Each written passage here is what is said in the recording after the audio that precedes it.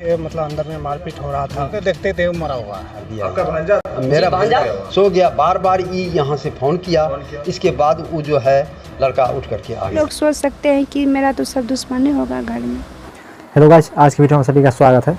दोस्तों, मैंने आप लोगों के साथ पिछले वीडियो में शेयर किया था कि मैं आप लोगों के सामने लेकर आऊँगा आरती यादव का जो हत्याकांड वाली वीडियो है, उस कहानी को, उस हत्याकांड वाली कहानी की जो पूरी शुरू से लेकर लास्ट तक की पूरी घटना है, मैं आप लोगों के साथ शेयर करने वाला हूँ।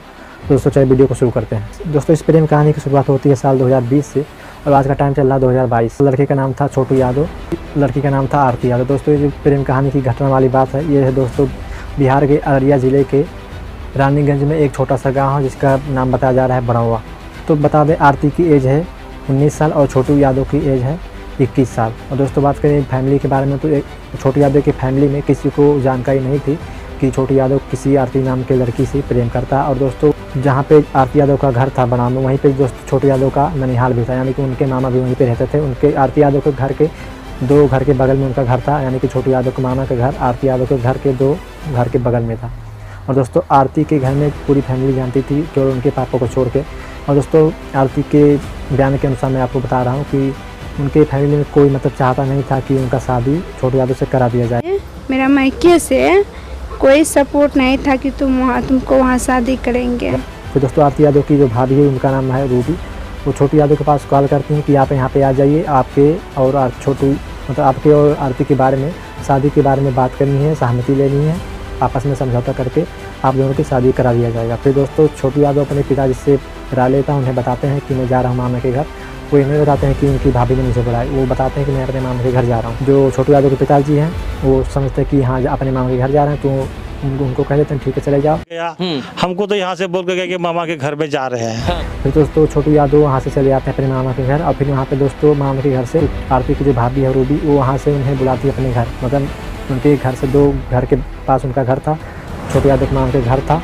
फ़ोन करके बुलाती हैं कि यहाँ पे आप चले आइए, आपसे बात चलाई, हमारा भगना को जान मार दिया। मेरा भांजा था, छोटू आया, छोटू को बुलाया गया, इसका जो है लड़की का भौजाई, ये आपका शादी विवाह का विषय में बातचीत करेंगे। हाँ, पहले मेरे यहाँ मेरा भगना आया और वहाँ खाना खाया और सो गया। बार बार यहाँ से फ़ोन किया, इसके बाद वो जो है लड़का उठ करके आ गया। दोस्तों, उस समय छोटू यादव को दोस्तों मन में ज़रा सी भी ये नहीं विचार आया कि इस टाइम में मुझे वहाँ पे जाना ठीक नहीं है। लेकिन दोस्तों, उनके मन में ऐसा कुछ नेगेटिव बातें थी नहीं, पता नहीं कि उनके दिमाग में क्या आया कि वहाँ पे चले गए।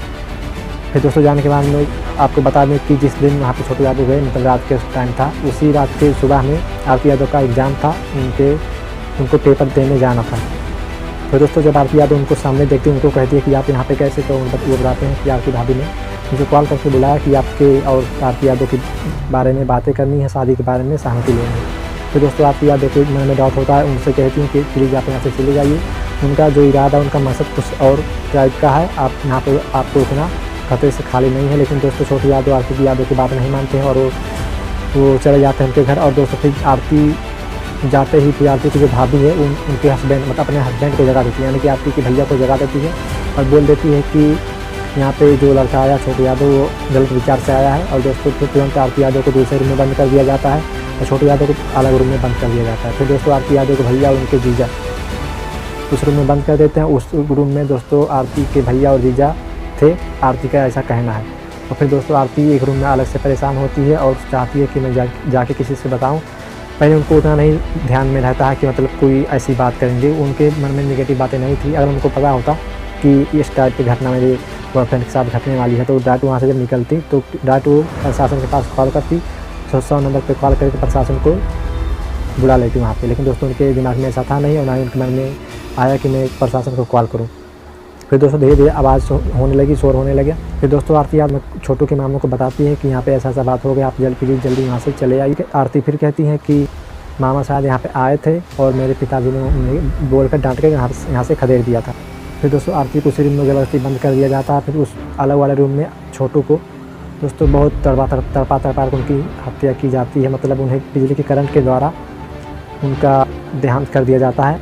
और दोस्तों, जो उस गांव के आसपास के लोग थे वो भी उनको ज़रा से भी नहीं मालूम थी। यही कि यहाँ पे जो है हम लोग आए तो देखे मतलब अंदर में मारपीट हो रहा था। उसके बाद लड़का एक बार करा रहा था, पानी मांग रहा था। हम लोग तो मालूम हुआ तब आए हैं तो देखते थे वो मरा हुआ है। सब मरे हुए देखा, जिंदा में कोई नहीं देखा। कोई बचाने की कोशिश हम लोग को मालूम होता तब ना, मालूम ही नहीं हुआ। गाँव वालों को मालूम पड़ गया था तो उन्हें यही खबर थी कि दोनों को आपस में बैठा के समझाएंगे और सहमति लेकर दोनों को शादी कराने, क्योंकि दोस्तों वो भी यादव था, कास्ट तो एक ही था।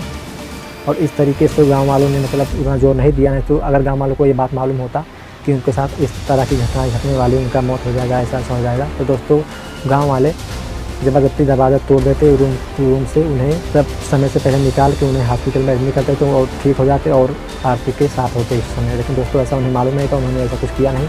इसलिए जो मैं आपको बता रहा हूँ ये खुद गाँव वालों ने अपने मुँह से बताया है। रूम खुलता नहीं है और रात हो जाती, रात धीरे धीरे ख़त्म हो जाती, सुबह हो जाता। फिर दोस्तों प्रशासन भी आ जाती है और लड़के के घर वाले, फैमिली वाले भी आ जाते हैं। और दोस्तों जो आरती की भाभी थी उनके रिलेशन से सभी लोग आ जाते हैं। तो दोस्तों काफ़ी सारी भीड़ हो जाती है, मीडिया भी यहाँ पे आ जाती है और वहाँ पे तुरंत प्रशासन उनको पोस्टमार्टम के लिए ले जाने लगती है। फिर उसी साथ में उनके साथ में आरती यादव भी जाती है और प्रशासन चाहती है कि आरती यादव उनके साथ में ना जाए, क्योंकि उनकी हालत गंभीर थी। और दोस्तों आपको बता दें कि छोटू यादव को जब ख़त्म कर दिया गया तो उन लोगों का जो लोगों ने ख़त्म किया उनका यही विचार था कि आरती यादव को भी ख़त्म कर दिया जाए ताकि कोई गवाह ना बचे।